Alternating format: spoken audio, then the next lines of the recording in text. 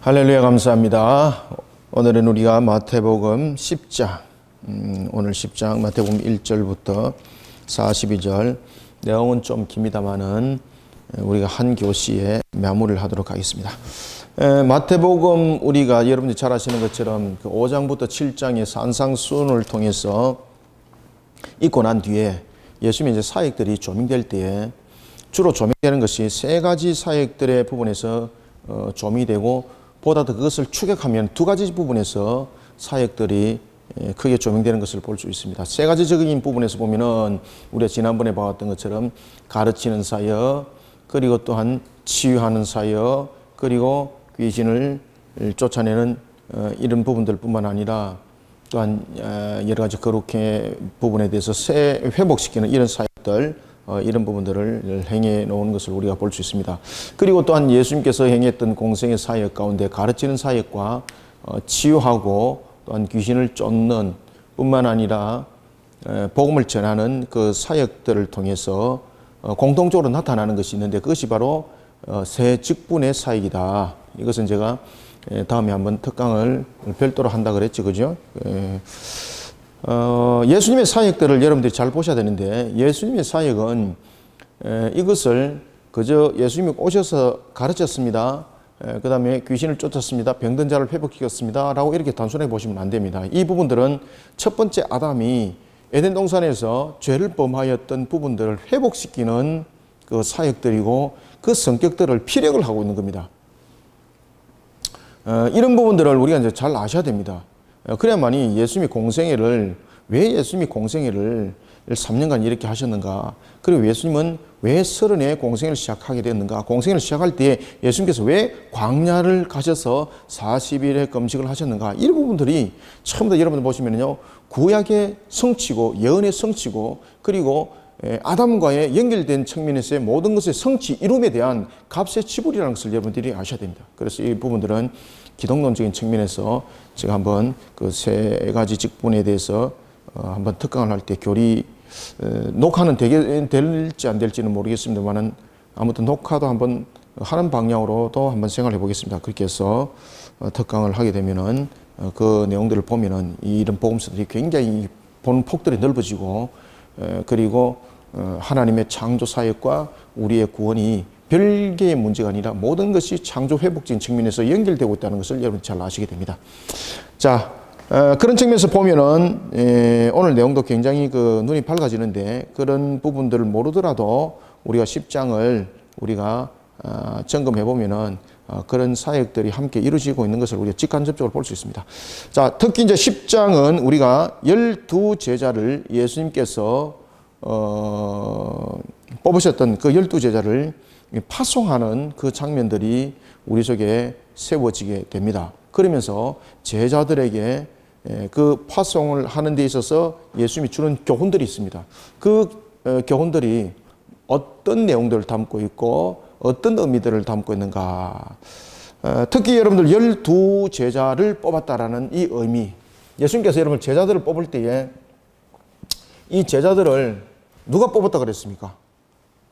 성부께서 제자들에 대해서 12제자들을 하나님께서 작정하시고, 그죠? 이들을 제자 삼을 것을 작정하시고 이것을 섭리 가운데서 수행하신 분이 누굽니까? 그렇죠. 성자입니다. 성자입니다.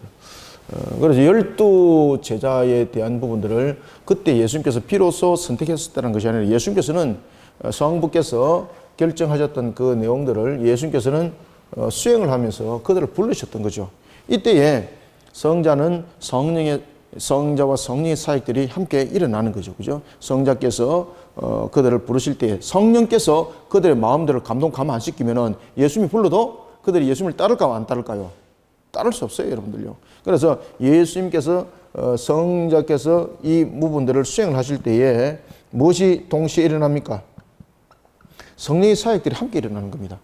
그죠? 그래서 이런 부분들을 제자를 부른다 이럴 때 이런 부분들을 여러분들이 교회적인 측면에서 이런 부분들을 이미 알고 다 들어가셔야 되는 겁니다.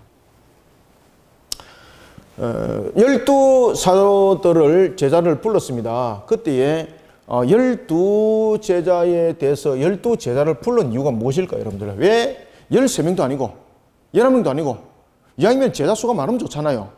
그죠? 한 1000명 부르고 말이죠. 이러면은 패거리도 형성되고 힘도 생기고 그러지 않습니까? 왜 여러분 하필 12일까? 여러분. 목사님 사람이 많으면 골치 아파요. 그래서 12 숫자가 제일 적당해요. 여러분들 예수님의 제자 12이 12명 다 예믹이 있습니다. 그죠? 12명 다 예믹이 있습니다. 12이 아니라 12,000명이라도 똑같습니다.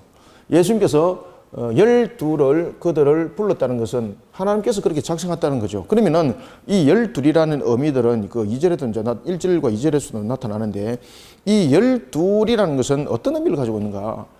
이 부분에 대해서 이제 여러분들 우리가 유대적 관점을 가지고 들어가야 되는 거죠. 유대인들은 여러분 12 그러면 숫자적인 측면에서 어떤 의미를 가지고 있습니까? 최대 숫자죠. 그죠? 최대 공약수죠. 숫자 중에서 제일 큰 수죠. 최대수. 그죠? 12. 12 이상은 없다는 거죠. 그래서 우리가 보면 1년도 보면 12개월 개념. 그 다음에 우리가 낮 시간, 밤 시간을 이야기할 때도 몇 시간 개념입니까? 그렇죠. 12. 그죠? 12시간. 그래서 12이라는 것은 숫자적인 부분에서 최대의 숫자를 말하고 있고, 그 다음에 12를 하나님께서 왜 12 제자를 뽑았는가 하면은 바로 이것이 모든 민족을 상징하고 있습니다. 모든 민족을 상징하고 있다. 어떻게 해서 여러분 이것이 모든 민족을 상징하고 있을까요? 요한계시록 보면은 우리가 사는 여러분들 우리가 보면은 네 방향이죠. 방향. 네 방향인데 동서남북에 대한 네 방향을 말하고 있죠. 그때에 요한계시록에 보면은 이 모든 네 방향에 각각 문이 몇 개씩 있습니까? 3개가 있더라. 3개가. 이 3개가 있다라는 이 이유는 어떤 일정한 부분이 아니라 모든 방향적인 측면을 설명하고 있습니다. 그래서 이것이 12문이죠. 12문. 그죠? 12문. 이 12문이라는 것은 모든 민족의 구원의 길을 말합니다. 모든 민족의 모든 민족 가운데 구원의 길이 있다. 아이고 글자가 모든이라는 것을 내가 너무 좋아하는 건데, 그죠? 모든 민족을 향한 무슨 길? 구원의 길이 있다. 그 다음에 세 번째는 이 12 제자를 통해서 예수님께서 12 제자를 통해서 우리에게 또한 전해주고 있는 이 개념이 무엇일까요? 이 12이라는 것을 통해서 우리에게 전해주고 있는 것 가운데서 또한 가장 핵심적인 부분들은 이 12이 제가 이 어디서 조금 더 상세하게 설명을 하고 있다고 그랬습니까? 요한계시록. 그러면은 이 12이라는 부분들을 통해서 여러분들이 상징적인 의미를 알고 가셔야 되는 건데, 그것은 뭔가 하면은 이 12 제자를 뽑았다, 파송했다라는 부분에 대해서 굉장히 강조점을 두고 있는 것은 바로 뭔가 하면 종말론적입니다. 종말론적 사고적인 측면에서 이 모든 내용들이 지금 전개된다는 것을 설명하고 있는 겁니다. 그죠? 그래서 이 12이라는 것은 우리가 유대적 관점에서, 이거는 유대적 관점이죠? 유대적 관점에서 최대의 수를 말하고 있는 것이고, 그리고 전체적인 상징적인 의미에서는 구원론적인 측면에서는 이것이 구원론적인 측면에서는 모든 민족을 상징하고 있고, 그 다음에 어떤 의미? 종말론적인. 그러니까 이 부분들은 유대적 관점과 12 제자는 유대적 관점과 함께 구원론적인 측면과 종말론적인 측면을 12 제자는 담고 있다. 아시겠죠? 이제는 성경에 이 부분들이 나오면은 이걸 인지를 하셔야 돼요. 그죠? 그래서 이 12 제자의 종말론적 사고 속에는 무엇이 있습니까? 종말론이라는 것은 예언의 성취죠. 예언의 성취. 예언의 성취를 담고 있는데, 이 예언의 성취를 담고 있는 것 가운데서 가장 대표적인 것이 여러분 무엇입니까? 창세기 49장에 예언장이 있죠.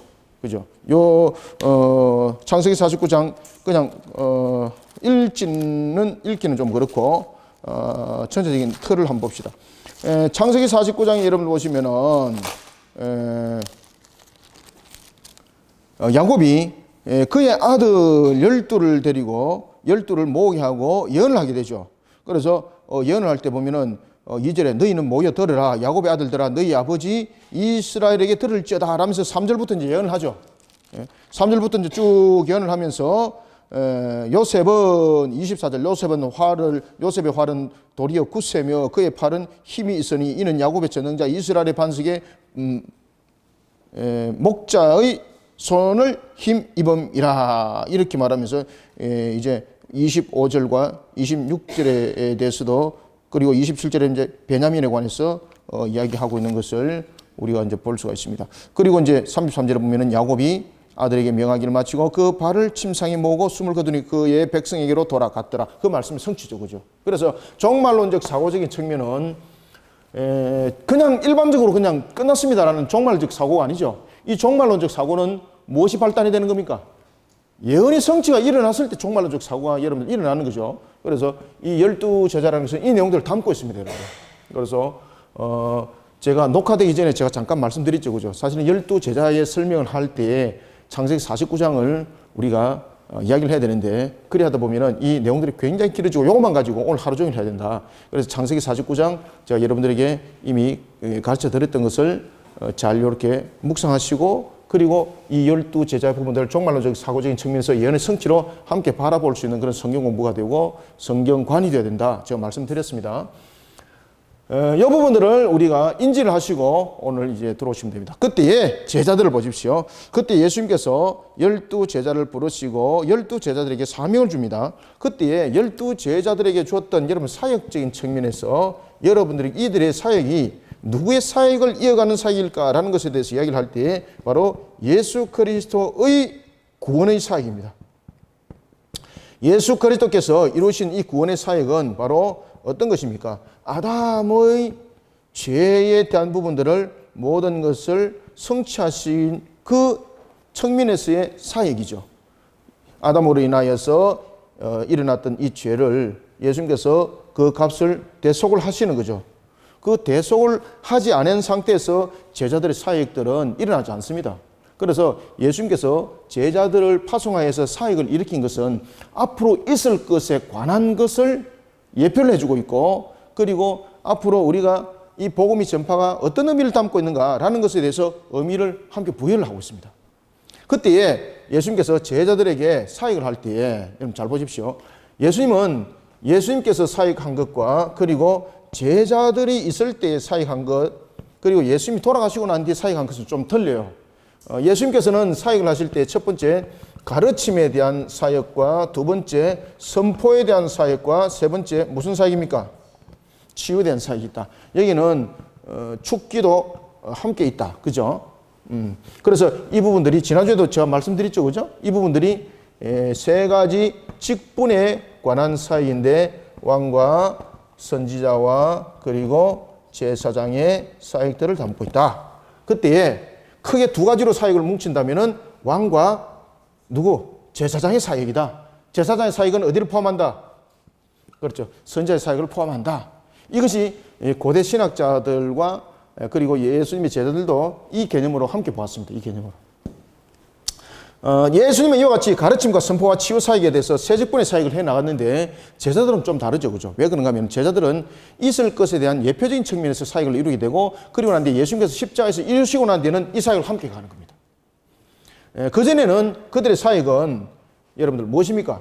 가르침의 사역은 성경을 한번 보십시오. 가르침의 사역은 있습니까? 없습니까? 없습니다. 무슨 사역입니까? 선포와 그 다음에 무엇입니까? 치유입니다. 치유. 이것이 나중에 예수님께서 이것은 십자가 전입니다. 이 구분 반드시 하셔야 돼요. 그 다음에 십자가 후는 이 사역들이 어떻게 됩니까? 똑같습니다. 가르침의 사역과 두 번째 선포의 사역과 세 번째 무엇입니까? 그렇죠. 이 구분 됩니다. 이것이 십자가 전에 제자들의 사역과 십자가 후의 사역의 차이점입니다. 이 차이죠. 자, 이런 부분들을 우리가 보면서 우리가 하나하나 보도록 합시다. 자, 1절만 먼저 읽고 제가 조금 더 한 1분만 설명드리고 또 2절부터 또 쭉 넘어갑시다. 자, 1절 시작. 예수께서 그의 12 제자를 부르사 더러운 귀신을 쫓아내며 모든 병과 모든 약한 것을 고치는 권능을 주시니라. 아멘. 예수께서 그의 12 제자, 여기서 그의 12 제자라는 것은 정관사를 딱 쓰고 있는데 왜 그렇게 했을까 여러분들? 그의 12 제자라는 것은 조금 전에 제가 여기서 말씀드렸죠. 그의 제자. 여기서 그의 제자라는 것은 이 부분에서 이 정관사를 쓰고 있다는 거죠. 이 정관사를 쓰고 있는 이유가 있습니다. 그 이유는 예수님께서 그 당시에 그 시점에 예수님께서 그들을 봐서 선택을 했다 이것이 아니고 이미 작정되어진 것이 이 내용입니다. 이미 작정되어진 것을 예수님께서는 섭리 가운데서 수행하는 측면에서의 그 제자들이다 이 말입니다. 이 제자들이. 그래서 제가 앞에 이 설명을 드렸던 겁니다. 이해가시겠죠? 그리고 그 제자들을 부르사 귀신을 쫓아내시고, 자, 여러분들, 여기서 예수님께서 귀신을 쫓아내는 것 지난번에도 말씀드렸는데, 예수님께서 귀신을 쫓아냄이라는 것은 단순하게 A에서 B로 그 사람 몸을 벗어나는, 예를 들어서 이 사람의 몸에 귀신이 이렇게 있으면은 이 귀신이 있던 귀신을 그 사람 몸에서 이렇게 빼내는 겁니까? 그것이 아니죠. 여기서 귀신을 쫓아낸다는 것은 무슨 의미를 담고 있습니까? 바로 심판입니다. 심판. 불못으로 그들을 심판에 내어 던졌다는 이야기입니다. 예수님께서 불못에 그들을 쫓아냈다는 것은 불못에 던졌다는 이야기입니다. 모든 병과 모든 약한 것을 고치는 권능을 주시니라. 이것이 바로 첫 번째 아담의 죄로 인하여서 일어났던 부분들이고, 이런 부분들이 우리가 복음을 통해서, 우리가 구원을 통해서 회복되어질 내용들을 담고 있는 거죠. 자, 이제 2절부터 한번 봅시다. 자, 2절부터 6절까지 한번 읽읍시다. 시작. 12 사도의 이름은 이러하니 베드로라 하는 시몬을 비롯하여 그의 형제 안드레와 세베대의 아들 야고보와 그의 형제 요한, 필립과 바돌로메, 도마와 세리마테, 알페오의 아들 야고보와 다데오, 가나나인 시몬 및 가론 유다 곧 예수를 판자라. 예수께서 이 12를 보내시며 명하여 이르시되 이방인의 길로도 가지 말고 사마리아인의 고을에도 들어가지 말고 오히려 이스라엘 집의 이런 양에게로 가라. 아멘. 자, 12 사도들 가운데서 보면은 우리가 여기서 좀 눈에 익숙한 사람이 있습니다. 그죠? 누굽니까? 베드로를 하는 시몬과 그의 형제 안드레. 그죠? 원래 여러분들 베드로가 먼저 예수님을 쫓았을까요? 안드레가 먼저 쫓았을까요? 그죠? 안드레가 먼저 등장을 했죠. 그런데 나중된 자가 먼저 나중에 앞서게 되는 거죠. 그죠? 안드레와 베드로는 형제죠. 그런가 하면은 또한 여기서 보면은 세베대의 아들 야고보와 그의 형제 요한. 왜 여러분들 이 세 사람이 먼저 등장할까요? 네 사람이 왜 먼저 등장할까요? 그 이유는 베드로와 야고보와 요한은 예수님의 세 명의 직계 제자죠. 항상 예수님이 어디를 가든지 예수님을 끝까지 예수님이 그를 따라 예수님께서 그들을 데리고 갔던 자, 심지어 어디까지입니까? 겟세마네 동산까지 갔던 자. 그래서 그들이 먼저 이렇게 쏘게 되는 것을 우리가 볼 수가 있습니다. 그 다음에 또 하나는 순서적인 측면이기도 합니다. 이 순서적인 측면에서 보면은 예수님을 먼저 따랐던 자들이 누굽니까? 안드레와 요한이죠. 원래 안드레와 요한은 누구 제자였습니까? 그렇죠. 원래 안드레와 요한은 세례 요한의 제자였죠. 그리고 예수님을 제일 먼저 따랐던 그들이 예수님을 따를 때에 따름은 성령의 사역을 통해서 성령께서 그들에게 예수님을 따르도록 그 심령을 뒤바꿔 놓는 거죠. 그리고 그들이 예수님을 따랐다라는 것을 말합니다. 그래서 제일 먼저 예수님을 따랐던 제자들을 이와 같이 안드레와 요한을 설명할 때에 그 부분들을 함께 이야기하고 있다. 그럼에도 불구하고 베드로가 먼저 설명되어지는 것은 베드로가 제자들 가운데서 수장이었다는 거죠. 그래서 등장을 하는 것이 베드로와 이렇게 먼저 소개를 하는 겁니다. 그래서 이 부분들 여러분 잘 이해를 하셔야 됩니다. 그리고 가룟 유다는 왜 끝에 여러분들 소개됩니까? 제자 가운데서 예수님의 제자 가운데서 그가 예수님을 배반하게 되고 예수님을 파는 자가 되는 거죠. 그래서 그를 맨 끝에 마태는 그렇게 정리를 하는 겁니다. 그래서 마태가 이 내용들을 정리를 한 것을 보면 굉장히 제자들의 이름 순서를 의도적으로 지금 순서를 정한 것을 우리가 딱 눈으로 봐도 이지죠, 그죠? 제일 먼저 왜 베드로를 등장시켰는가? 제자 가운데 수장이죠. 그 다음에 수제자죠, 그죠? 그 다음에 또 하나는 그 안드레와 요한이 등장하고 있는 것은 안드레와 요한이 예수님의 제일 먼저 제자로서 부름을 받았고 따랐던 사람들이죠. 그리고 또 하나는 또한 그 안드레는 베드로에게 주님에 관한 부분들을, 예수님에 관한 부분들을 안드레는 베드로에게 전했던 사람이죠. 그래서 그것을 이렇게 연결해서 이야기를 하는 것을 우리가 볼 수가 있습니다. 자, 그러면서 이제 5절에 보면 예수께서 이 12를 보냅니다. 왜 12를 보냅니까? 이 12를 보낸다는 것은 어떤 의미적인 것을 가지고 있다는 이야기입니까? 12이라는 것은요, 세 가지를 측면을 설명하고 있다. 그 다음에 예수님께서 12를 보내는 것은 바로 종말론적 사고입니다. 종말론적 사고. 이 종말론적 사고는 뭔가 하면 예언의 성취입니다. 예언의 성취에 따른 종말론적 사고이기 때문에 왜 제가 이 부분들을 세 가지를 여러분 인지를 하셔야 된다고 이야기를 하는가 하면 예수님께서 보십시오. 예수님께서 제자들을 보낼 때에 제자들을 어디로 지금 보내고 있습니까? 사마리아도 가지 말고 이방의 땅에도 가지 말고 제일 먼저 어디를 가라고 이야기를 하고 있나요? 그렇죠. 이스라엘 집에 가라 그러죠. 이거는 어떤 의미입니까? 바로 창세기 49장 예언의 성취죠. 예언의 성취. 그래서 이 종말론적 사고, 예언의 성취에 따른 종말론적 사고 부분들이 이 속에 담겨져 있다는 것을 여러분 인지하셔야 됩니다. 그래서 5절에 보면은 예수께서 이 12를 보내시며라는 것은 무슨 의미를 가지고 있다? 이 12를 파송한 것은 이스라엘에 관한 종말론적 사고, 그리고 이제 하나님께서 모든 것을 성취하고자 하는 측면의 상징, 그 부분들이 종말론적 사고를 가지고 있고 이것이 창세기 49장의 모든 부분에 대해서 담겨 있는 예언의 성취죠. 그래서 이 부분들을 여러분들이 인지를 하셔야 됩니다. 그렇기 때문에 어디 땅으로 가지 마라. 그래서 이방 땅으로 가지 말고 어디로 가라? 유대 땅으로 가라. 유대 땅으로 가라. 라고 이렇게 설명하고 있는 것은 무엇입니까? 종말론적 사고적인 측면에서 예언의 성취를 말하고 있다. 그죠? 예언의 성취. 그리고 이 예언의 성취 속에서 복음이 어디로 간다는 이야기입니까? 우리가 여러분 창세기도 보면은 아브라함을 통해서 이방인들이 복을 받을 것을 말하고 있죠. 예언의 성취죠. 그러면은 이 복음이 예언의 성취가 어떻게 이루어진다는 이야기입니까? 복음의 예언의 성취가 제일 먼저 유대인들을 통해서 어디로 흘러간다는 이야기입니까? 그렇죠. 복음이 유대인들을 통해서 이방인 쪽으로 흘러가는 거죠. 여기에 대한 또한 예언의 성취입니다. 잘 기억하셔야 돼요. 그냥 여러분들 인지적인 측면에서 그렇게 했다 이렇게 보시면 안 돼요. 예수님께서 지금 하신 말씀은 전부 다 예언적인 성취적인 측면에서 모든 것들 담고 있는 겁니다. 자, 창세기 보면은 창세기 17장에서도 보면은 그 이야기를 하고 있고 창세기 12장에서도 이미 그 이야기를 하고 있죠. 아브라함을 통해서 너로 말미암아서 이방인들이 무엇을 얻을 것이다. 무엇을 받을 것이다. 복을 받을 것이다. 그죠? 요 예언의 성취입니다.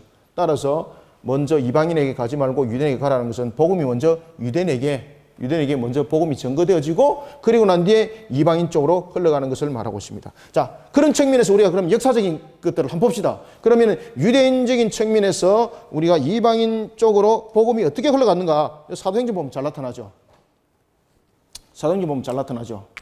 자, 처음에 복음이 전거되어서 교회가 중심이 된 교회가 있습니다. 그것이 무슨 교회입니까? 예루살렘의 교회가 세워지죠. 예루살렘에.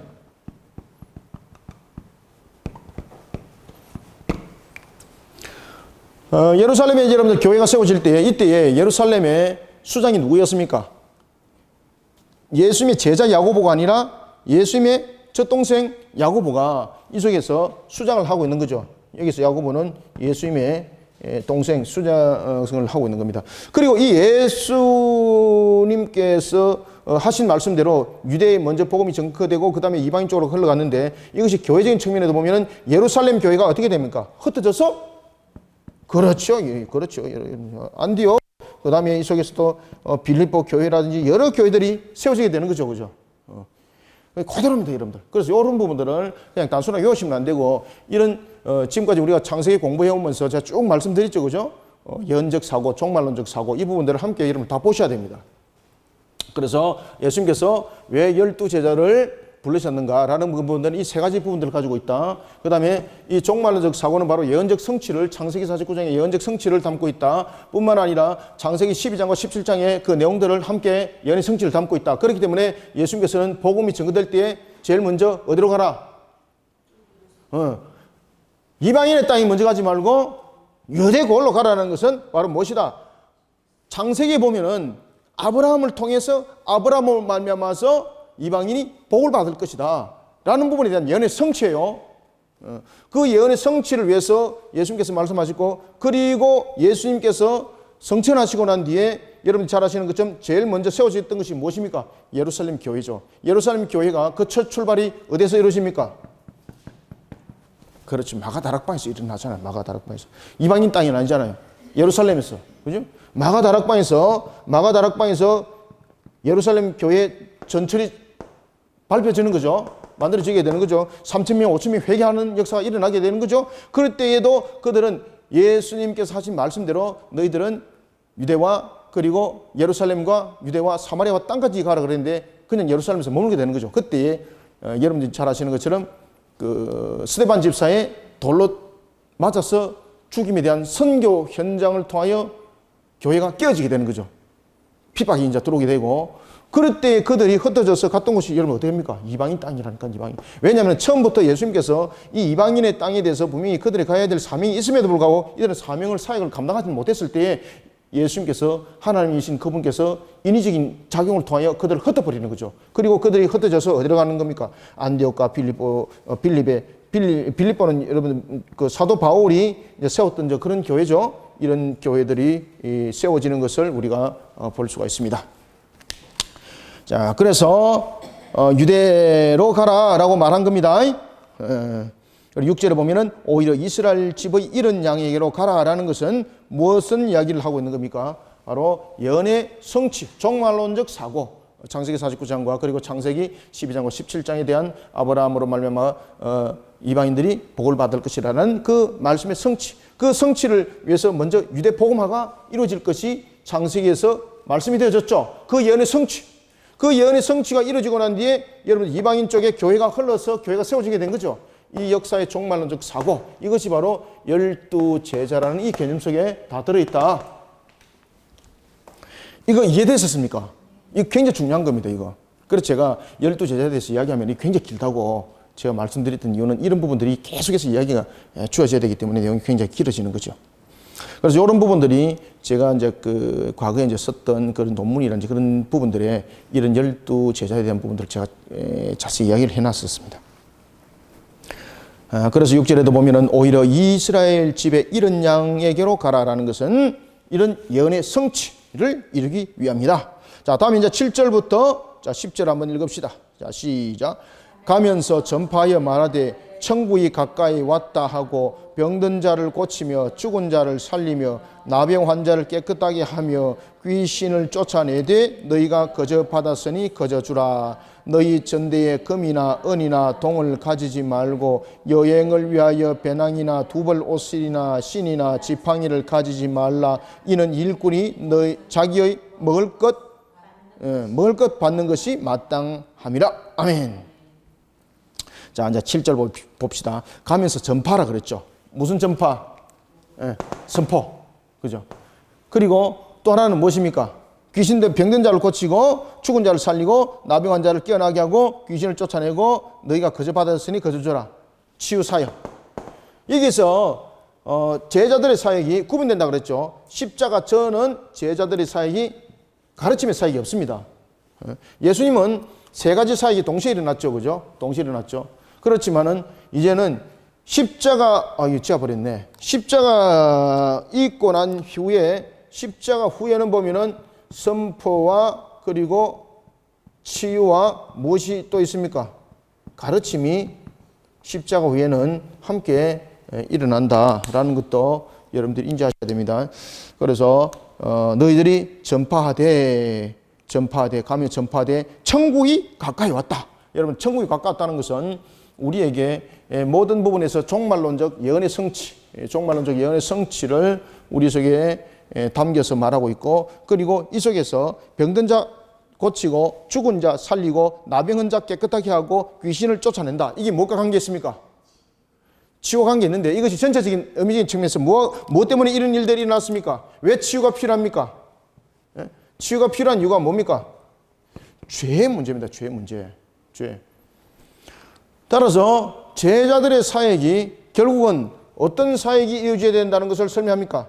능력을 가지고 사역을 하는 것이 아니라 죄사함의 사역이라는 거죠. 죄사함의 사역. 그렇기 때문에 제자들의 사역에서 가장 중요한 사역이 천국에 가까웠다는 것이고 회개하라는 거예요. 회개하라, 천국에 가까웠다. 8절에 보면은 병든 자, 죽은 자, 그리고 나병 환자, 귀신 들린 것은 공통적인 측면에서 무엇 때문입니까? 원인이 인간의 죄 때문입니다. 인간의 죄. 그죠? 첫 번째 아담의 이 죄, 이 대속을 이룸. 그래서 이 첫 번째 아담의 대속을 이루기 위해서 예수님께서 십자가에서 죽으시고, 그리고 난 뒤에 모든 것을 성취하시고 그 값을 지불하시고, 제자들의 사역들은 이제 예수님의 닮은 모습 속에서 이 세 가지 사역이 함께 일어날 때 세 가지 직분 사역이 일어나는 겁니다. 그전에는 제자들에게 이런 세 가지 직분의 사역들이 아니고 예표적인 부분에서 사역이고요. 그 다음에 십자가에서 일어나고 난 뒤에는, 십자가 사건이 있고 난 뒤에는 제자들의 사역이 바로 왕과 선자와 제사장의 직분으로서 사역이 일어나는 겁니다. 자, 그리고 9절에 보면은 너희 전대에 금이나 은이나 동을 가지지 말라는 것은, 사실적으로 여러분들 금이나 은이나 동이라는 것은 어떤 하나의 물질적인 개념이지 않습니까? 그리고 금이나 은이나 동, 그리고 특히 은은 그 당시 화폐의 기준이죠. 그죠? 화폐 기준. 그리고 금이라는 것은 우리가 이제 가치적인 측면에서의 기준. 뭐 이런 부분들을 이야기를 하고 있는데, 왜 그러면 금이나 은이나 동을 가지지 말라고 이야기를 하고 있는가 하면은, 이 9절과 10절은 복음 전도자의 자세를 설명하고 있습니다. 복음 전도자는 어떠해야 되는가? 요건 이제 지하도 되겠죠? 그래서 요 앞에 설명한 것은 여러분이 잘 정리하셔가지고 항상 머리 인지하셔야 돼요. 거의 외우셔야 돼요, 여러분들. 이거 안 외우시면은 나중에 뒤에 들어가 봐야 그냥 보편적인 거, 그래서 은혜가 안 되는 겁니다. 이런 부분들 다 알고 들어가야만이 제자들의 사역, 예수님의 사역, 그 다음에 그들이 선포했던 부분들이 무엇을 말하고 있는가라는 부분들이 새롭게 보이게 되고 말씀을 정확하게 알게 되는 거예요. 그래야만이 엉뚱한 이단 사이비들한테 녹아들지 않고 속지 않습니다, 여러분들. 이런 부분들은 아주 기초적인 교리적인 부분이니까 철저하게 여러분들이 이것을 다 인지하셔야 돼요.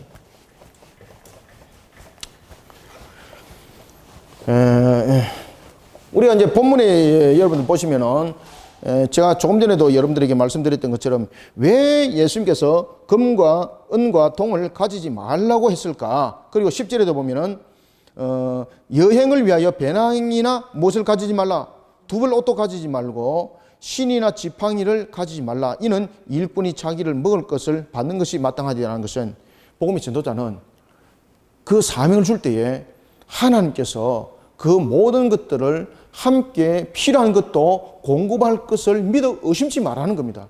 그건 기본이라는 겁니다. 그 기본인데, 예수님께서는 이 말씀 통해서 두 가지를 크게 설명합니다. 또 무엇을 설명하는가 하면요, 복음 전도자의 자세입니다. 복음 전도자의 자세. 이 복음 전도자의 자세는 본질적으로 어떤 자세가 필요하다는 겁니까? 본질적 자세. 본질적 자세는 하나님을 믿어 의심치 않는 자세. 이 자세가 본질적 자세입니다. 이 본질적 자세 위에 무엇이 필요한가 하면은, 여러분들, 은과 금은 무엇을 우리에게 말하고 있습니까? 청명결백함이죠. 그래서 복음 전도자의 자세는 첫 번째, 청명성을 가져야 된다. 청렴해야 된다. 복음 전도자가 어디 가가지고 뒷돈이나 챙겨 먹고, 여기 가지고 밥 한 그릇 더 주면 여기 가고, 저기 가지고 달달한 거 주면 저기 가고, 당신은 하나님의 백성입니다. 이런 헛된 소리 하지 말라는 거죠, 이게. 사꾼짓 하지 말라는 이야기입니다, 사꾼짓. 청명성. 복음 전도자는 청명성을 가져라. 그 다음에 두 번째는, 복음 전도자는 강직해라. 강직성. 이 두 가지가 필수라는 겁니다. 자, 복음 전도자의 자세. 예수님께서 이 내용들을 잘 아셔야 됩니다. 이 이 내용들을 통해서 예수님께서 말씀하시는 것은 복음 전도자의 본질적 자세는 하나님을 믿어 의심치 않는 자세를 가져라. 그 필요를 누가 공급하신다? 그렇지요. 필요를 하나님께서 필요를 공급하신다. 이걸 믿어 의심치 마라. 그때에 이런 본질적 자세를 바탕으로 우리는 두 가지의 자세를 가져야 되니 그것은 청렴성과 강직성을 가져라. 그래서 청렴성은 무엇입니까? 여기 보면은 을이나 동을 가지지 말라. 그죠? 그 다음에 배낭이나 두벌 옷이나 신이나 지팡이를 가지지 말라. 일꾼이 자기 먹을 것 받는 것이 마땅함이라. 이건 청렴성. 뿐만 아니라 우리는 또한 강직성이 있어야 됩니다. 강직성. 그죠? 이런 부분들을 통해서 우리가 청명하려면은 우리가 강직해야 되는 거죠. 그래서 이 강직성은 여러분들 우리가 의지적 결단입니다. 의지적 결단. 의지적 결단적인 측면에서 강직해야 되고, 청렴성은 우리가 도덕적인 측면과 윤리적인 측면에서 우리가 청명성을 가져야 된다. 제자의 근본입니다. 기본입니다. 자, 그런 속에 이제 사역을 할 때에 사역을 어떻게 해야 되는지를 봅시다. 자, 11절부터 15절까지 한번 읽어봅니다. 시작. 어떤 성이나 마을에 들어가거든 그 중에 합당한 자를 찾아내어 너희가 떠나기까지 거기서 머물라. 또 그 집에 들어가면서 평안하기를 빌라. 그 집이 이에 합당하면 너희 빈 평안이 거기 임할 것이요 만일 합당하지 아니하면 그 평안이 너희에게 돌아올 것이니라. 누구든지 너희를 영접하지도 아니하고 너희 말을 듣지도 아니하거든 그 집이나 성에서 나가 너희 발에 먼지를 떨어버리라. 내가 진실로 너희에게 이르노니 심판날에 소돔과 고모라 땅이 그 성보다 큰 견디기 쉬우리라. 아멘. 자, 이런 속에 이제 전도자의 기본적인 자세는, 본질적 자세는 하나님을 믿어 의심치 않는 자세를 가져야 된다. 왜냐하면 그 필요의 공급은 하나님께서 주신다. 여기서 우리가 기억해야 될 것은 하나님이 주관하심이고 모든 것을 하나님께서 인도하심이고 지키심과 보호하심이 이 속성 속에 다 있다는 거죠. 복음 전도 속에. 그런 속에 우리의 자세는 의지적과 도덕적인 측면, 윤리적인 측면에서 청렴성을 가져야 된다. 물질에 오염되지 마라. 그 다음에 어떤 관계 속에서도 사건과 같은 그런 자세를 취하지 마라. 그거는 마귀와 함께하는 것이다. 그리고 강직해라. 결단이 있어야 된다. 그래서 의지적 부분도 함께 설명을 하고 있습니다. 자, 그러면서 이제 사역적인 측면에서, 본론적인 측면에서 이런 말씀을 하세요. 너희들은 11절 너희들은 복음의 전도자는 다른 것에 관심을 두지 말고 이렇게 말합니다. 어떤 성이나 마을에 들어가든지 그 중에서 합당한 자를 찾아내어라는 것은 복음 전도자는 다른 것에 관심 두지 말라는 겁니다. 지금 여기서 보면은 어떤 성이나 마을에 들어가서 그 중에 합당한 자를 찾으라 그랬잖아요. 지금 다른 거 하지 마라 그러잖아요. 그렇죠? 이것은 무슨 이야기입니까? 다른 것에 관심 두지 말라는 이야기입니다. 다른 것을. 왜? 우리가 이 땅을 살아가는 목적이 그렇습니다. 우리는 하나님 나라와 영광을 위해서 우리는 살아가야 될 목적이잖아요. 그런데 이런 목적들을 잊어버리고 엉뚱한 짓 하니까 하나님은 그냥 종교적인 측면에서 그냥 남겨진 한 부분이에요. 참 슬픈 이야기입니다, 이거. 여러분, 기독교를 종교라는 측면으로서 물론 우리가 이야기도 하고 그럽니다만은 이것을 우리는 보다도 보편적으로 설명을 할 때에 종교적이라는 개념 속에서 빠뜨리면 안 된다, 우리는. 왜 그런가 하면은 종교적이라고 이야기 계속 하게 되면은 이것이 우리의 삶들과 구별해지는 그런 경향이 있다. 이방인들은 그렇게 말을 하고 있지만은 우리는 이 개념들을 확실히 좀 세워야 된다. 그래서 우리의 삶들은 삶이 곧 신앙이고 삶이 곧 종교고 삶이 곧 전부다, 우리는. 그러니까 신앙이 우리의 전부예요, 여러분들요. 이 개념을 절대 떨쳐버리면 안 된다. 그렇기 때문에 우리는 어떤 삶의 목표와 방향이 우리 속에 주어질지라도 모든 것은 하나님 나라와 그 영광이라는 것이 초점을 맞춰줘야 된다. 내가 직장 생활한다. 이 속에도 하나님의 영광과 모든 것이 하나님께 영광이 돌려지고 우리의 그것이 초점을 맞춰줘야 된다. 내가 사업을 할 때도 마찬가지입니다. 그럴 때에 내가 하나님의 영광을 향하여 하나님께 영광을 돌리는 측면에서 사업을 하는데 내가 부정한 방법 쓸 수 있습니까? 뒷돈 대가지고 거래처 개설할 수 있습니까? 그런 불의한 방법을 안 쓰는 거예요, 여러분들요. 그런데 그러한 부분들이 종교로 그냥 남아버리니까 뒷돈 대가지고 엉뚱한 짓 하게 돼 있고, 그저 헌금 많이 하는 것만 가지고 야, 저 사람 말이 하나님으로부터 축복받았다, 이런 헛된 소리를 하게 앉아가 있고 말이죠. 하나님께서는 여러분 때로는 5달란트, 때로는 2달란트, 때로는 1달란트입니다. 소득이 많을 수도 있고 작을 수도 있습니다. 소득이 많고 작도 그 가지고 여러분 축복이다. 물론 좌우할 수는 있지만 그걸 근본적으로 말씀하시면 안 돼요, 여러분들. 그럼 소득이 작은 사람은 그럼 저준가? 그죠? 그럼 여러분 거지 나사로, 누가 보면 거지 나사로, 제가 늘 말씀드리잖아요. 거지 나사로가 천국의 대명사라고. 그는 불의한 물질을 취하지 않기 위해서 스스로 그는 거름뱅이가 된 사람입니다. 하나님 절기 뺐잖아요. 이 개념들을 우리는 가지셔야 되는 거예요. 그래서 항상 물량적인 부분, 높은 부분, 이것만으로 축복이라는 개념을 가지고 있으면 그거 바로 사두개인입니다. 사두개인. 사두개인들이 그렇게 여러분 개념들을 가지고 있었습니다. 그 개념 똑같아요, 여러분들요. 우리는 그것이 아니라 항상 모든 개념은 하나님께 영광이라는 개념. 그래서 종교라는 릴리지언, 종교라는 부분들로서 구분하지 말고 우리는 모든 것을 전체적인 개념에서 우리는 봐야 된다. 그래서 학교, 그 다음에 공부, 학교나 공부나 똑같네. 공부, 그 다음에 나의 일터, 가정, 여기서도 모든 것들이 초점이 하나님 나라의 영광을 위하여 모든 것을 하나님께 영광을 돌리는 관점 속에서 포커스가 맞춰져야 된다. 그래서 오늘 본문에도 보면은 제자들에게 그 이야기를 하는 거예요. 너희들이 사역을 할 때에 다른 것에 관심 두지 마라. 이것은요, 우리의 근본이에요, 우리의 근본. 다른 것에 관심 두지 마라. 그래서 11절에 보면은 어떤 성에나 마을에 들어가든지 라고 말하는 거예요. 그 중에 합당한 자를 어떻게 해라? 그렇죠. 찾아내어라. 찾아내어라. 별별 치놓으세요. 찾아내어라는 것은 이것은 어떤 의미를 가지고 있다? 다른 것에 관심 두지 마라. 다른 것에 관심 두지 마라. 이것을 말하고 있다. 다른 것에 관심 두지 마라. 이해가시겠죠? 그러면 다른 것에 관심 두지 말라는 것은 어떤 의미와 함께 가고 있다 그랬습니까? 우리의 모든 삶들에 대한 기초적인 방향들은 이 근본, 우리의 근본은 모든 것은 하나님의 영광을 위함이라는 것이 우리에게 근본이 세워져야 된다는 것을 지금 설명하고 있다. 이해가시죠? 어떤 성이나 마을에 들어가든지 그 중에 합당한 자를 찾아내라. 너희가 떠나기 전에 거기서 머물라. 그리고 무엇을 해라? 평안을 빌어라. 그렇죠. 평안을 빌어라. 이 근본입니다. 이 근본입니다. 평안을 빈다는 것은 무엇입니까? 죄로부터의 그 가정이 벗어나도록, 그죠? 그 가정을 위해서 기도하고, 그리고 그 가정을 위해서 선포하고, 이 역할들 해라. 이 역할들 해라.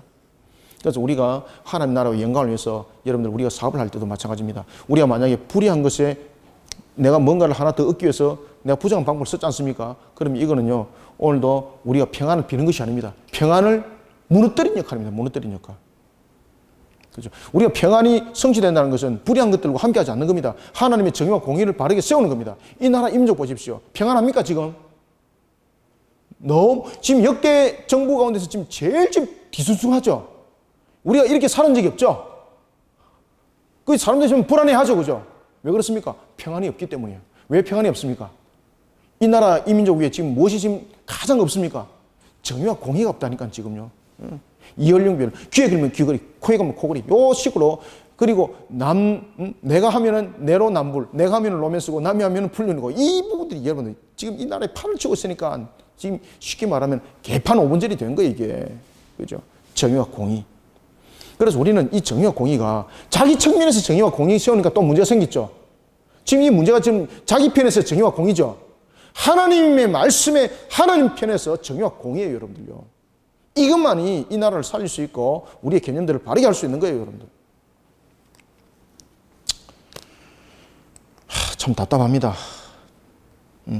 기도합시다. 민족을 위해서, 조국을 위해서 기도해야 됩니다. 빈 평안이 13절 그 집이 이에 합당하면 너희 빈 평안이 거기 임할 것이요 만일 합당하지 않으면 그 평안이 누구에 간다? 그렇죠. 그래서 평안은, 이 말은 무슨 말인가 하면요, 우리가 선포한 말씀, 예수 그리스도께서 우리에게 주신 그 권세로서 선포하는 그 평안은 어디 도망가지 않는다는 겁니다. 왜? 이미 이긴 거잖아요. 이미 성취한 거잖아요. 이 확신을 가지고 해란 말이에요. 그래서 평안을 선포를 하게 되면 그 가정에 머물지 않으면 그 평안이 니네에 간다 라는 것은, 예수님께서 이루신 것은 소멸되지 않는다는 겁니다. 우리는 마치 소멸되는 것처럼 우리는 두려워하고 있고 엉뚱하게 우리는 착각을 하고 있는데, 그런 두려움과 착각 속에 우리는 빠지면 안 됩니다. 그래서 십자가 신앙이 중요한 거예요, 여러분들요. 십자가에서 예수님께서 뭐라고 말씀하셨습니까? 십자가 요한복음 19장 30절에서 제가 논문도 썼죠. 소논문을. 다 이뤘다고 말씀하지 않습니까? 그리고 이제 14절에 보면 누구든지 너희를 영접하지 아니하고 너희 말을 듣지도 아니하거든 그 집이나 성에 나가서 너희 발에 먼지를 떨어버리라. 아멘. 왜 그렇습니까? 그가 누구기 때문이라는 이야기입니까? 마귀의 자식이라는 이야기죠. 그죠? 유기된 자라는 이야기죠. 그래서 구별해낸다는 이야기입니다. 그런데 여기서 이제 여러분들 우리가 주시해야 될 것은 왜 성에 나가서 너희 발에 먼지를 떨어버리라고 말을 했을까? 그러면 이 제자들은 이것이 무슨 의미인지를 알고 있습니다. 우리는 이것을 어떻게 받아들입니까? 지금 제자들에게 예수님께서 이것을 추가적으로 말씀 안 하고 있죠. 그런데 제자들은 지금 이것을 알고 받아들였습니다. 이거는 유대 사회 속에서 누구든지 이 말이 어떤 말인지 다 아는 그런 관점이 그들에게는 있었습니다. 바로 무슨 이야기인가 하면은 당시에 유대인들이, 경건한 유대인들이 여러분들 여행을 다니다가 여행이라는 것은 자기 그 유대인들이 사는 에리어만 있는 것이 아니잖아요. 상업을 하다 보면은 이방인 땅에도 가고 또한 여러 가지 일들을 하다 보면은 이방인의 땅에 갈 수밖에 없는 거잖아요. 그러다가 그들이 이방인의 땅에서 들어와서 자신들이 본국으로 돌아올 때에 이방인의 땅에 다녔던 그 흙이 어디에 묻었겠습니까? 발에 묻었잖아, 그죠? 그러면은 이방인의 땅에 있던 이 묻었던 흙이 자신들의 땅에 유대 땅으로 들어오게 되면은 거룩이 손상된다는 이런 개념을 가지고 있었던 거예요. 그래서 그들이 이방인의 땅에서 상업을 하든지 거기에서 유하다가 이렇게 들어오면은 항상 들어가기 전에 발에 흙을 털었어요. 왜 털었겠습니까? 불의하고 부정한 것이 거룩한 것에 들어오면 안 된다는 이 개념을 가지고 있던 거예요. 지금 그 이야기를 하는 겁니다.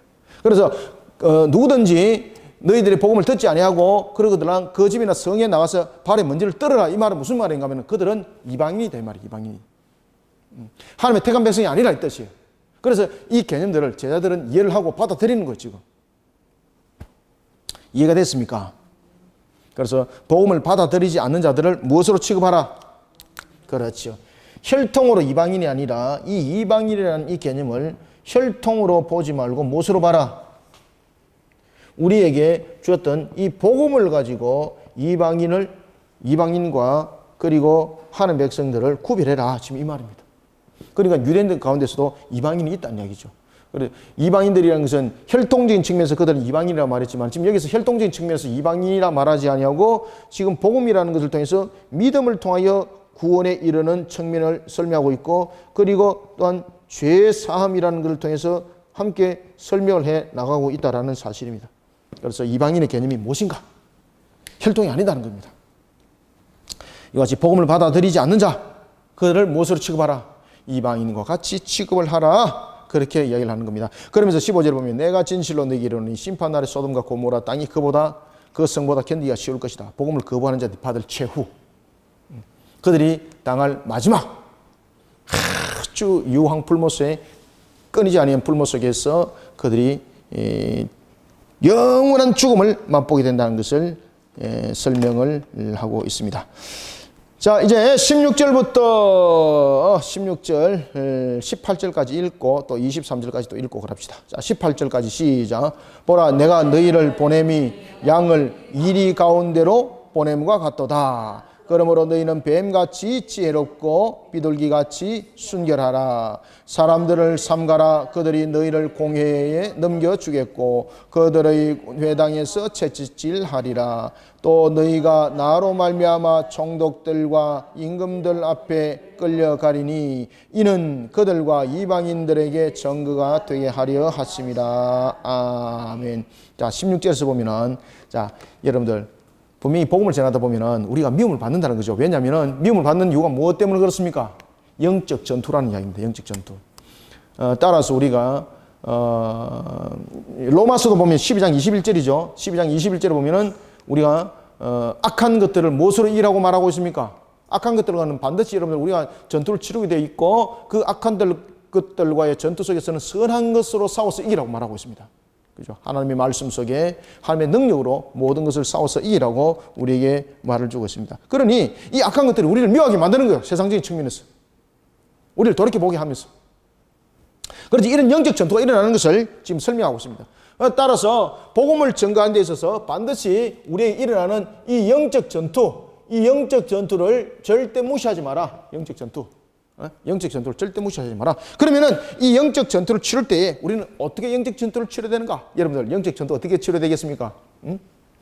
그래서 오늘 영적 전투를 치를 때에 두 짐승을 짐승이라는 거 두 동물을 우리가 예수님께서 설명합니다. 하나는 뱀이고 하나는 비둘기입니다.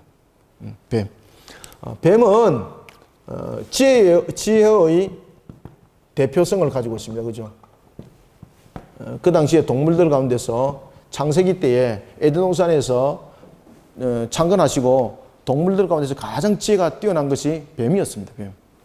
그 다음에 무엇과 같이 순결하라. 비둘기와 같이 순결하라.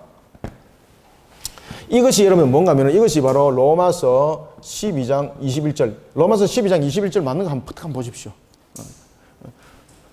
우리가 영적 전투를 치르는 겁니다. 영적 전투를 어떻게 치러야 되는가 우리에게 설명할 때에 이렇게 말씀하고 있습니다. 선한 것을 통해서 선한 것을 가지고 무엇을 이기라? 악한 것을 이기라.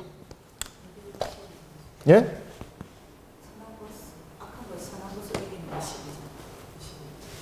12장 몇 절요? 21절이요. 악을 선으로. 그렇죠. 맞아. 그러니까 이 이야기입니다. 영적 전투. 선한 것을 가지고 악한 것을 이겨라. 영적 전투를 그렇게 치르는 겁니다. 그러면은 이 영적 전투 속에서 이 뱀과 그리고 비둘기는 왜 등장하고 있는가 하면은 바로 이것이 선한 것에 대한 부분들에 대한 내용들을 담고 있는 겁니다. 그러면은 왜 뱀을 등장시켰을까라는 것입니다. 여기서 뱀을 등장시키는 이유는 무엇입니까? 그래서 뱀같이 지혜롭게라고 말합니다. 그러면은 여러분 뱀같이 지혜롭게라는 것은 그 지혜는 누구로부터 여러분 발단되어지는 겁니까? 이 지혜가 우리가 영적 전투를 치를 때 복음 전도자들이 마찬가지입니다. 제자들이 그 모든 것들을 영적 전투를 치를 때 이 모든 것들은 근본과 바탕이 예수님께서 하신 그 말씀, 예수님께서 주신 그 말씀이 여러분 우리의 지혜가 되어야 되는 겁니다. 우리 주님께서 우리에게 가르쳐준 그 말씀, 그것이 우리의 지혜가 되어야 되는 겁니다. 그럴 때 우리는 영적 전투를 선한 싸움을 싸워서 이길 수가 있는 겁니다. 그런가 하면 두 번째는 비둘기같이 순결함이 되어야 되는 겁니다. 영적 전투를 치를 때에 우리의 여러분 육신적인 부분에 대해서 우리의 가지고 있는 인간의 죄성에 대한 속성들이 악함으로 나타나고 있을 때에 정욕으로 나타나죠. 그죠? 탐욕과 정욕으로 나타나게 되는데 그때에 비둘기같이 순결하라라는 것은 어떤 의미를 가지고 있습니까? 이 비둘기같이 순결하라는 것은 말 그대로 세속과 섞이지 마라 이 말입니다. 세속화하지 마라. 방법을 이 순결이라는 것은 다시 말하면은 이 세속화를 걷지 마라. 혼합을 하지 말라는 거죠. 혼합을. 순결은 혼합하면은 순결이 안 되죠. 혼합을 하지 마라. 그런 속에 우리가 세속화를 하게 되면 정욕과 탐욕 속에 빠지게 되고 이런 속의 모습들이 나타나게 되는 겁니다. 그럴 때에 영적 전투는 백전백패입니다. 따라서 보라 내가 너희들을 보냄이 양을 이리 가운데 보냄과 같으니까 너희들은 선한 싸움을 어떻게 싸워야 됩니까? 뱀같이 지혜롭고 비둘기같이 순결해서 선한 싸움을 싸우라는 거죠. 그러면서 이렇게 말씀하십니다. 사람들을 삼가라. 여러분 사람들을 삼가라는 것은 우리가 사람들에게 가서 복음을 전하는데 사람을 삼가라는 건 이거는 말이 안 되잖아요. 그래서 이것은 바로 세속화입니다. 세속화. 혼합주의 세속화. 사람들을 삼가라. 그들이 너희를 어디에 넘긴다? 그렇지. 공에 넘겨주겠고 그들의 회당에서 채찍질하리라. 이런 영적 전투가 일어나는 것을 우리에게 다시 한 번 더 설명해 주고 있습니다. 그러니 18절 또 너희가 누구로 말미암아 나로 말미암아 종독들과 임금들 앞에 끌려가리니 이는 그들과 이방인들에게서 증거가 되게 하려 하심이라. 다시 말하면은 우리가 당하는 고난 속에도 하나님의 일하심이 있다는 것을 우리에게 설명해 주고 있고 그러한 속에 너희들은 어떤 환경과 어떤 여건과 어떤 역경 속에도 절망하지 마라. 그 속에 나의 일함이 있다. 그래서 이 사실을 사도 바울이 알았던 거죠. 그렇기 때문에 사도 바울은 자신이 태장을 맞고 그리고 돌로 쳐 죽임을 당해서 마치 죽은 것과 같이 했던 그 현장에서도 그는 두려워하지 아니하고 포기하지 않았다는 것입니다. 바로 이와 같이 우리가 절망 가운데 있을 때도 주님이 일하심이 있어요. 그러니까 우리에게 주어진 사명과 사역은 어떤 관계 속에서도 주님이 일하심과 주님의 뜻을 이루고자 하는 것이 있으니 두려워하지 말라는 거예요. 이미 그 영적 전투는 이긴 것이니 두려워하면서 네가 선한 싸움을 싸우는 것을 포기해버리면은 지는 것이다.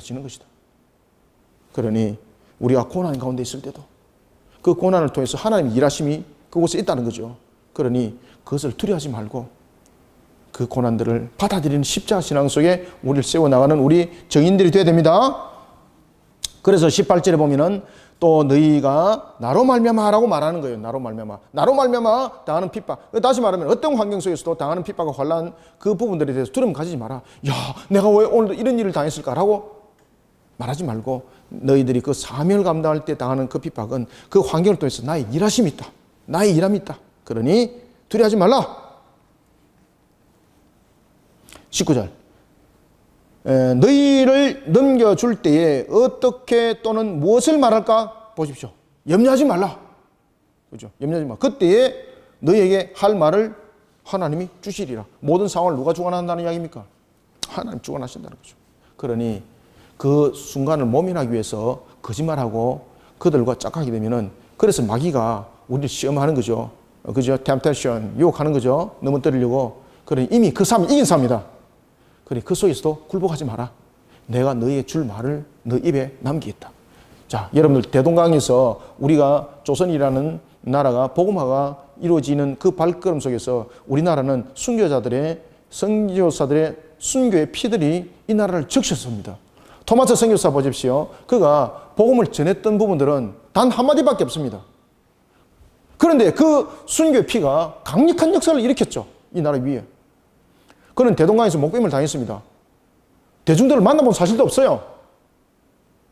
웰즈라는 조그만 마을에서 왔던 그 청년, 중국을 거쳐서 우리나라에 돌아왔던 그 청년, 대동강에서 배가 파손이 돼가지고 그 공기에 의해서 배가 파손이 됐고, 그리고 그는 성경을 가슴에 안고 물가에 나왔는데 자기를 기다리고 있는 것은 자기의 목을 베는 바로 병사가 그 앞에 있었던 거죠. 그는 할 수 있던 말은 단 하나뿐이었습니다. 야수 믿었어요. 그리고 목뱀을 다 죽어버렸습니다. 그런데 그런 순교자의 피 속에 하나님의 강력한 역사가 나타났고, 그리고 그 성경을 가지고 그 집안에 도배를 했던 사람, 그가 바로 회개하고 하나님의 백성이 되는, 온 집안이 하나님의 백성이 되는 그런 역사가, 그러면서 조선이 복음화되는 그런 역사가 나타났던 겁니다. 오늘도 보면은 너희를 넘겨줄 때에 어떻게 또는 무엇을 말할까 염려하지 마라.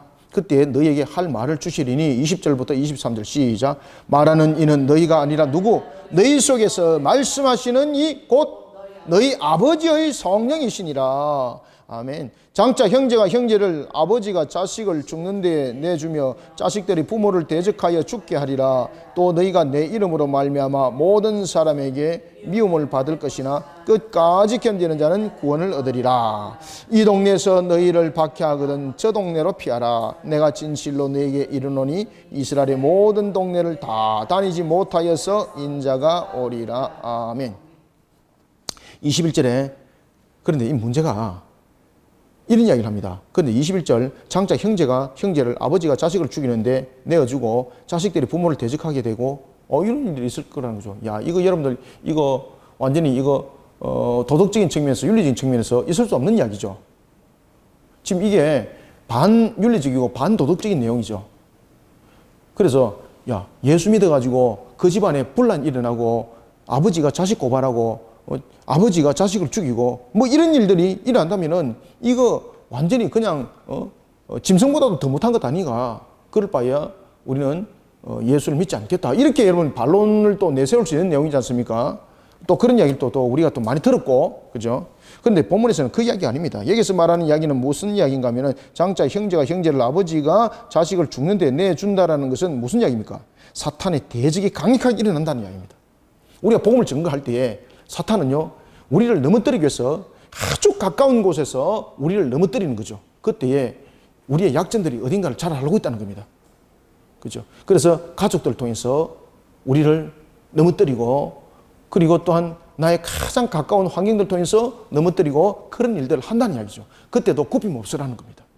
그때도 굽힘 없으라. 그래서 21절에는 보면은 사탄의 대적 행위가 가족의 기본 윤리마저 무너뜨린다 이 말입니다.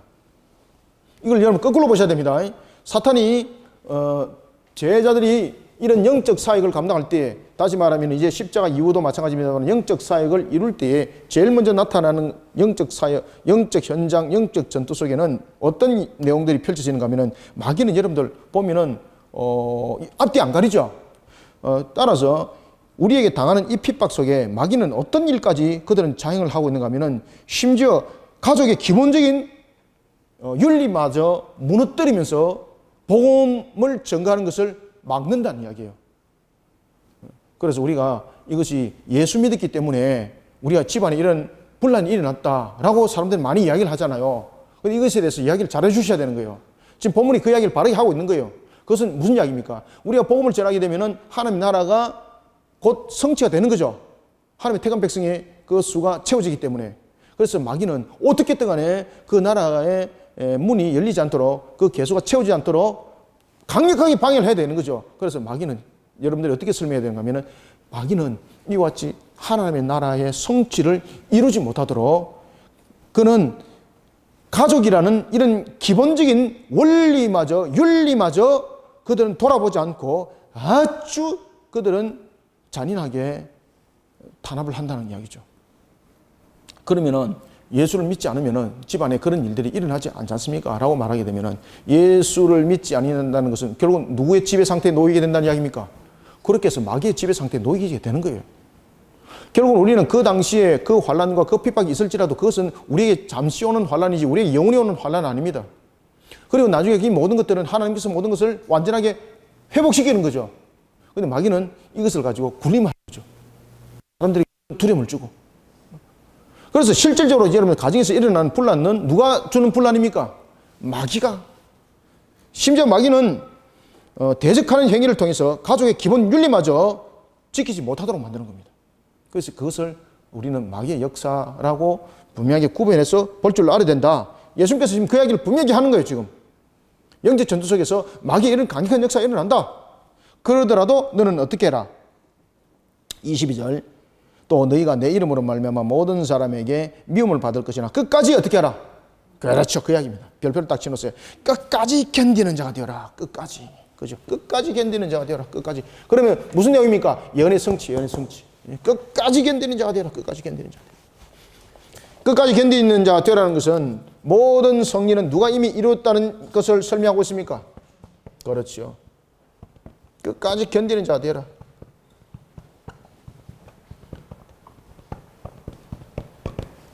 끝까지 견디는 자가 되어라. 왜냐하면 이미 성리한 거기 때문에 이미 성리한 것이기 때문에 이미 성리한 것이기 때문에 그래서 끝까지라고 우리에게 말씀을 주고 있는 겁니다. 그리고 이제 핍박을 통해서도 보면은 그러면은 너희들이 핍박을 받을 때 이 동네에서 박해를 받거든 저 동네로 도망가라 지금 이야기 아닙니다. 여기서 말하는 23절 이 동네에서 너희를 박해하거든 저 동네로 피하라 라는 말은 무슨 이야기인가 하면 핍박을 피해서 무책임하게 도망가라는 이야기가 아닙니다. 이거 지금 잘못하다가 분란을 일으켜서 그냥 도망가는 거잖아요. 이게 분란을 일으켜서 도망가라는 것이 아니라 지금 이 내용은 무엇입니까? 바로 끝까지 견디라는 것은 무슨 이야기를 하고 있는 겁니까? 복음의 확산이 끝까지 견디는 속에서 네가 이 동네에서 저 동네로 옮겨지는 경우도 있을 것이다. 끝까지 견디다 보면은 그것은 내가 일합니다. 여러분 이 내용은 조금 전에도 앞전에 제가 말씀드렸던 바로 예루살렘 사건 기억나죠? 예루살렘과 안디옥 사건 바로 그 이야기입니다. 이게. 그래서 끝까지 견디는 자가 되어라. 그러니 어떤 관계 속에서도 우리는 하나님의 일하심은 마귀의 승리가 아니라 이미 하나님의 예수님께서 십자가에서 이루신 그 승리는 그 성취가 마귀가 원하는 대로 일어나는 것이 아니라 하나님의 뜻 가운데 일어난다는 것입니다. 그래서 끝까지 견디는 자가 되어라. 왜냐하면 네가 이 동네에서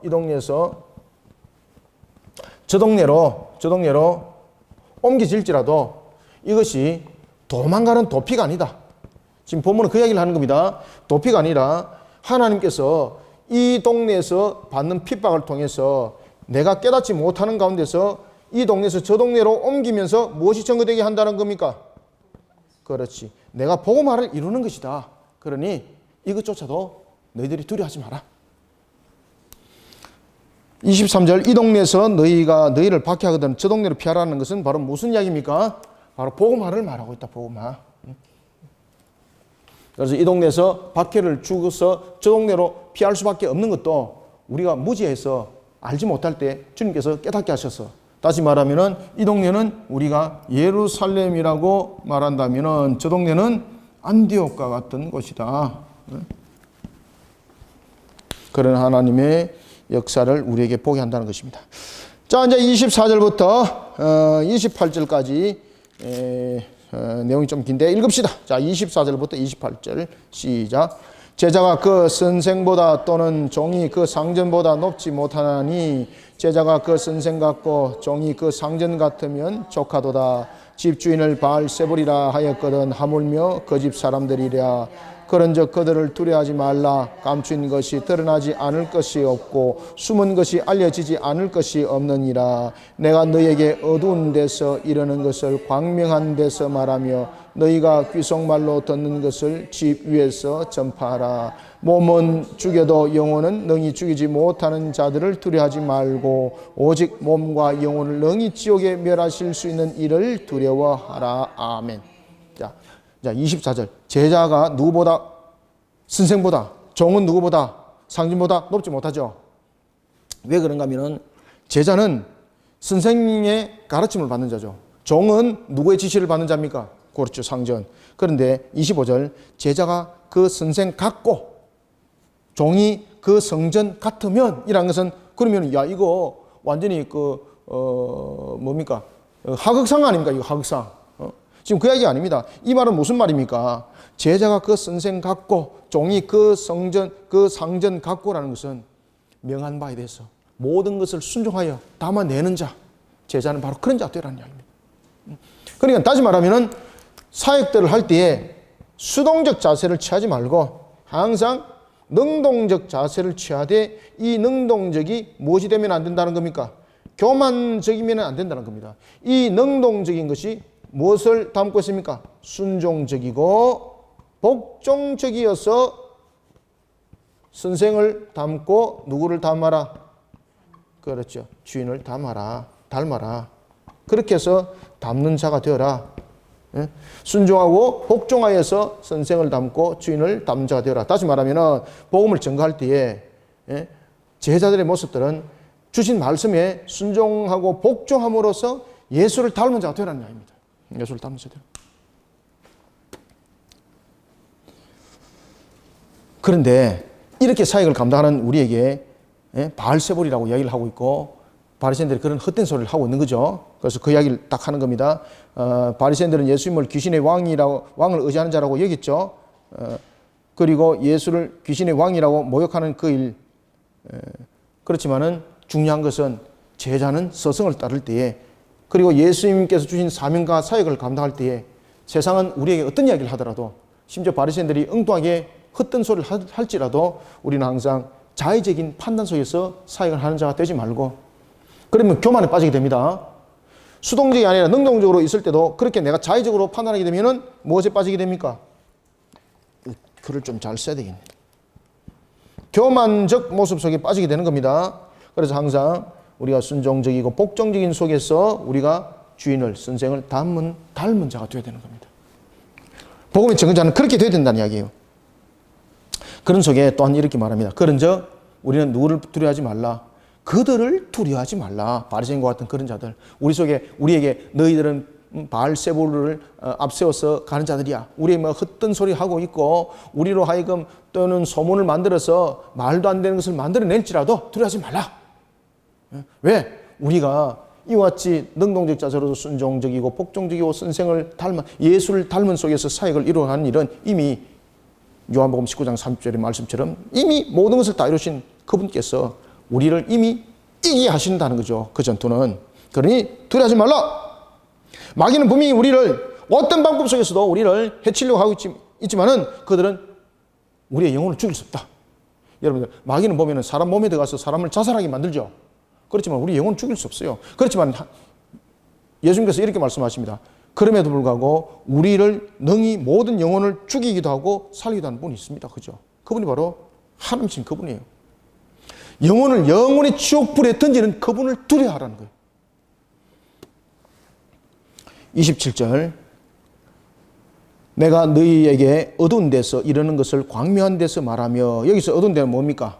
여기서 어두운 데서 말한다는 것은 다시 말하면 예수님의 정체, 예수님의 사명들이 제대로 이해되지 못한 상태에서 지금 모든 것들이 사역들이 이루어지는 그런 상태죠. 그런 가운데 이르는 것을 광명한 데서 말한다는 거죠. 십자가가 나중에 이루어지게 되고 그런 부분들이 모든 것이 밝혀지게 되고, 다시 말하면 어두운 데라는 것은 예수님께서 십자가가 이루어지기 전 사건, 그 다음에 광명한 데서 말한 것은 무엇입니까? 십자가 이후의 부활 사건. 그래서 구분되는 겁니다. 십자가 전, 십자가 후 부활. 그래서 27절은 보면은 십자가 전후를 말합니다.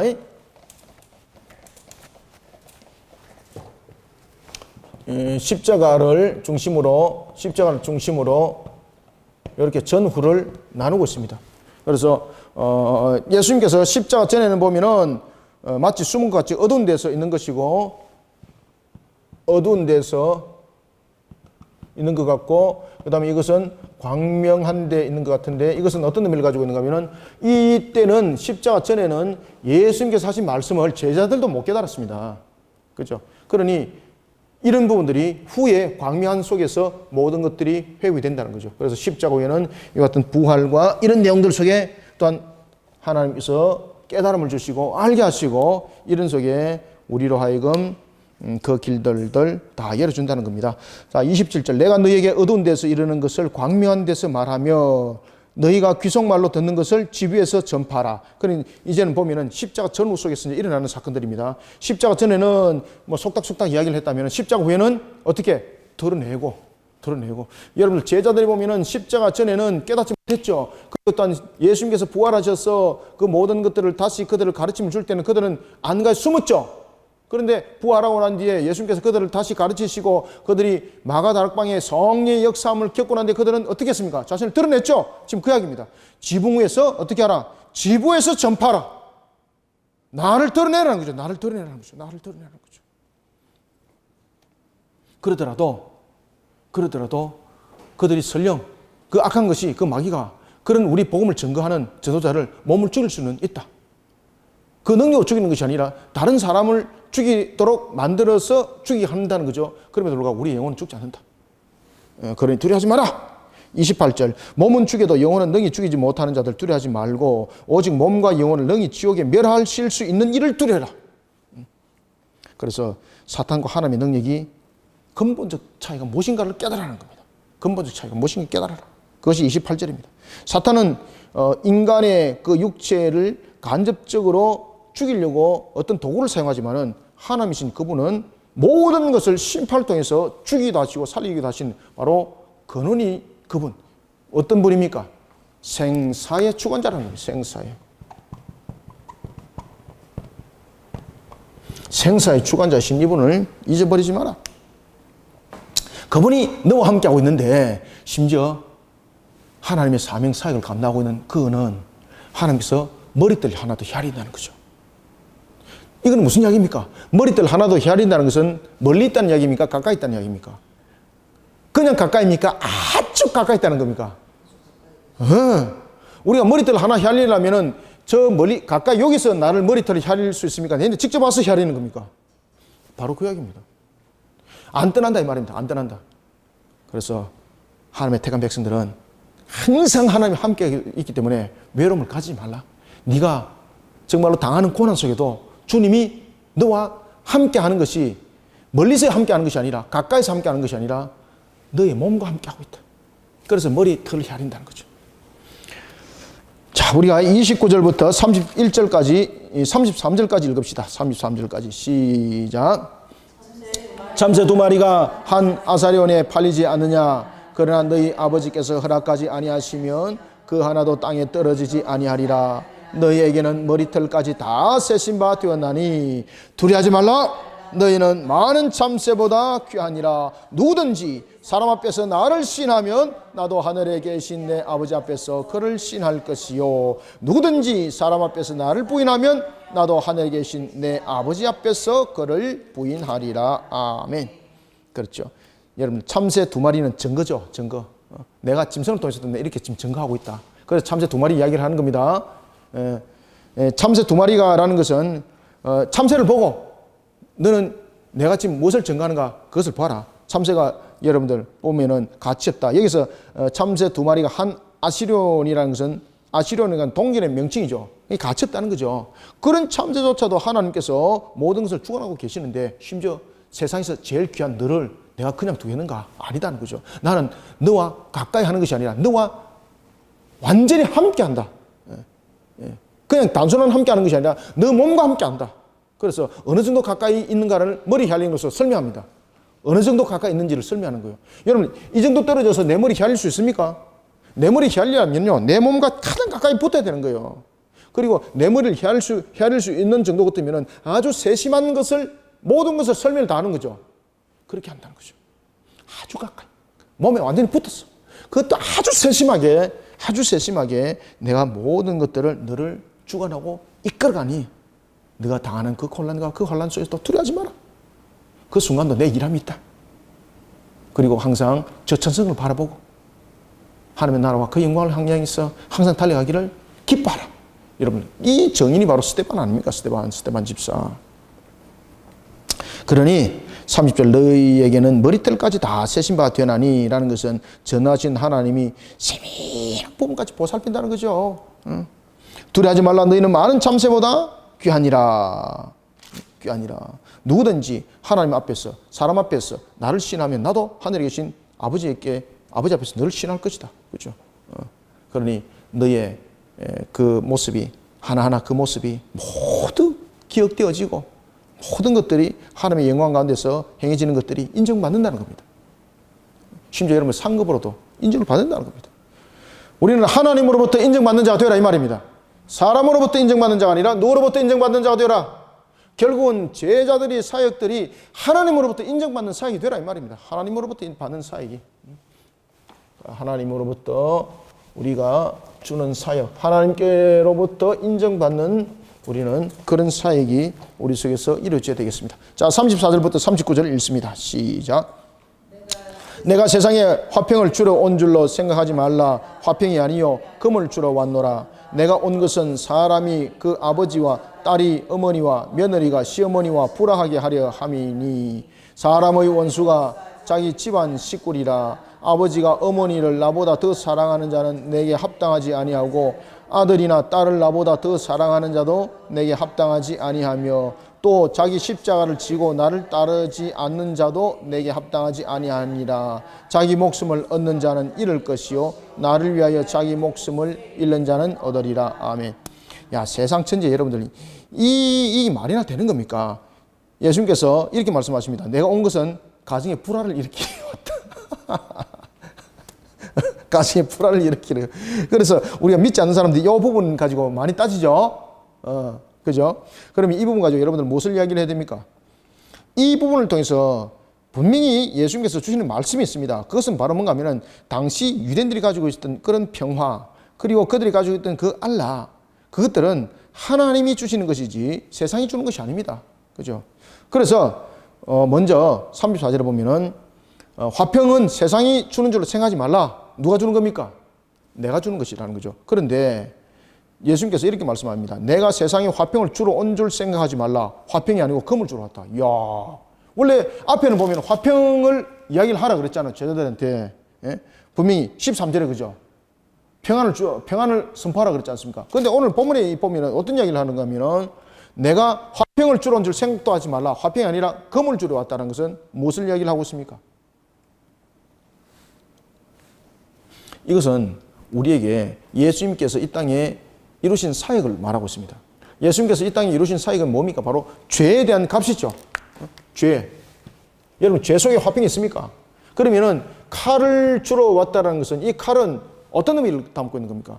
여기서 말하는 이 칼이라는 것은, 금이라는 것은 바로 불신앙을 향한 바로 대적들인데, 여기서 칼이라고 말하는 이 금은 어디를 향한 금입니까? 바로 죄악의 근원이 되는 마귀를 향한 겁니다. 이 마귀. 그래서 내가 죄로 물들은 그런 속에 있는 이 마귀와 내가 화평을 하기 위해서 온 것이 아니라 내가 그 죄악 가운데 놓여있는 이 마귀에게 내가 검을 주기 위해서 왔다는 거죠.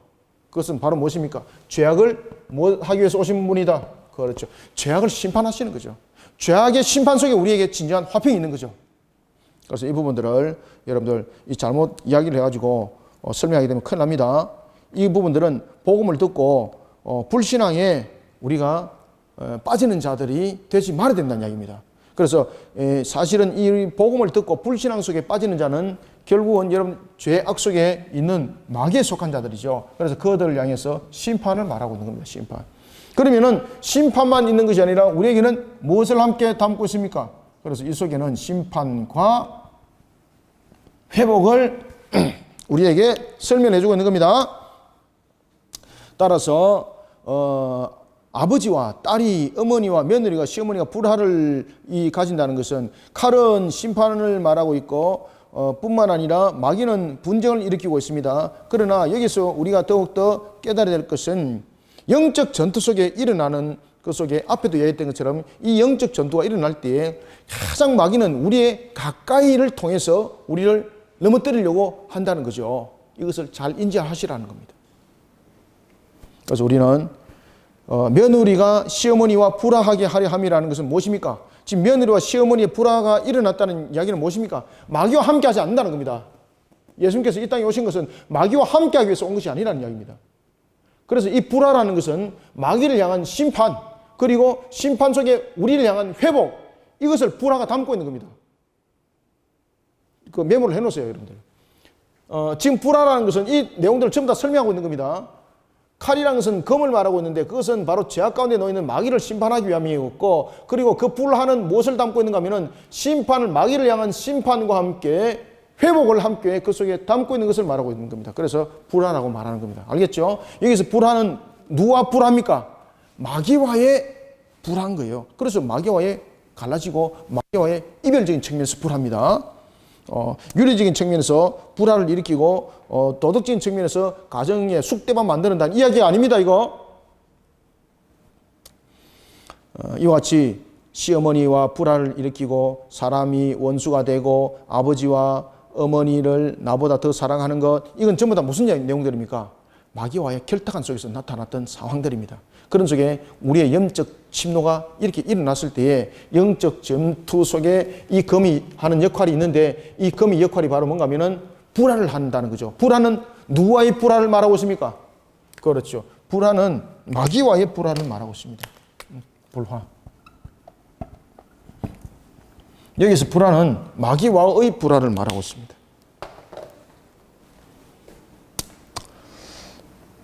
그러니 38절도 보면 자기 십자가를 지고 나를 따르지 않는 자도 내게 합당하지 아니하리라. 문맥상으로 십자가는 바로 무엇입니까? 십자가는, 그러니 우리의 십자가는 이와 같이 영적 전투 속에서 가정에서 일어나는 핍박조차도 이기게 하는 그 능력을 주신다는 거죠. 그래서 우리는 자기 십자가를 지고 주님을 따르는 자가 되라, 이 말입니다. 가족으로부터도 신앙의 핍박을 견딜 수 있는 것이 바로 십자가 신앙이고, 그리고 어떤 관계 속에서도 주님을 바르게 직시할 수 있고, 우리가 하나님께서 우리를 만드신 그 근본, 하나님의 영광을 위해서 모든 것이 하나님을 영화롭게 하는 그 측면, 이 모든 것이 우리 속의 영적 전투 속에서 일어나는 결론인데 십자가 신앙이 이루어져야 된다는 겁니다. 십자가 신앙 속에서 일어나는 그런 영적 전투 속에서 마귀와는 불화를 일으키지만은 하나님과는 회복의 역사가 일어나는 거죠. 그러다 보니까 누구를 더 사랑하게 되는 겁니까? 당연히 여러분들 우리의 근본이 회복되니까, 인간의 근본이 무엇입니까? 인간의 본질이 무엇입니까? 하나님께서 인간을 만드신 목적이 무엇입니까? 하나님을 영화롭게 하기 위함이죠. 그 관계가 회복된다는 이야기예요. 그 관계가. 그러니 당연하게 누구를 제일 사랑할까요? 그렇죠. 이 말은 무슨 내용입니까? 인간의 본인의 목적이 회복됐다는 이야기입니다. 인간의 본인의 목적이 회복됐다.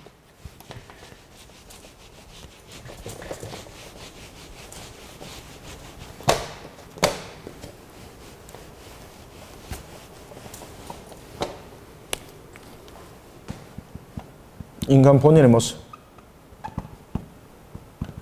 모습의 회복. 인간 본인의 모습의 회복이 일어나면은 하나님을 영화롭게 하는 것이 우리의 모습입니다. 그러니 하나님을 영화롭게 하는 측면에서 나타나는 것이 무엇입니까? 누구를 제일 사랑할까요? 그렇죠. 그러니 하나님을 제일 사랑하게 되는 겁니다.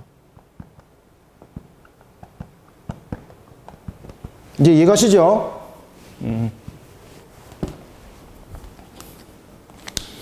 그러니 39절 심지어 자기 목숨을 얻는 자는 잃을 것이요 라는 것은 여기서 자기 목숨이라는 것은 제자로서의 온전한 모습이 아니라 자기의 유익을 위해서 잃을 것이란 말이에요. 자기의 유익을 위해서 살아가는 자 잃을 것이다. 그런데 하나님의 나라와 그 의를 위해서 살아가는 자 잃을 것이 없다. 얻을 것이다. 자, 40절부터 42절까지 읽고 마무리하겠습니다. 시작. 너희를 영접하는 자는 나를 영접하는 것이요 나를 영접하는 자는 나를 보내신 이를 영접하는 것이니라.